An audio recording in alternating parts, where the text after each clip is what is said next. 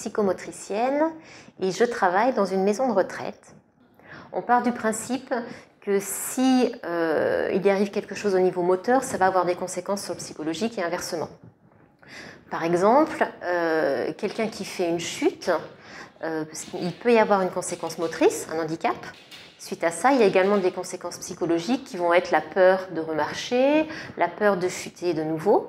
Donc en psychomotricité, on va travailler certes sur le moteur pour rééduquer, mais en prenant en compte l'aspect psychologique. Donc on va également travailler sur la confiance en soi, la prise de conscience corporelle, l'acceptation du handicap. Le psychomotricien peut travailler par exemple auprès d'enfants, de prématurés, d'adolescents, auprès de personnes présentant un polyhandicap, auprès de personnes âgées.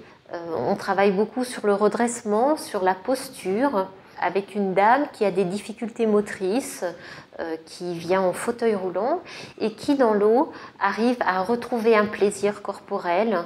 On fait des mouvements pour maintenir l'amplitude au niveau des différents gestes de la vie quotidienne. On travaille sur l'équilibre, sur la prise de conscience justement de notre posture. Donc on a voulu recréer dans une seule salle les différentes stimulations. Les stimulations visuelles, auditives, olfactives et tactiles. À midi, on participe au staff médical avec les médecins, les infirmières, les aides-soignantes, afin d'évoquer les difficultés du quotidien.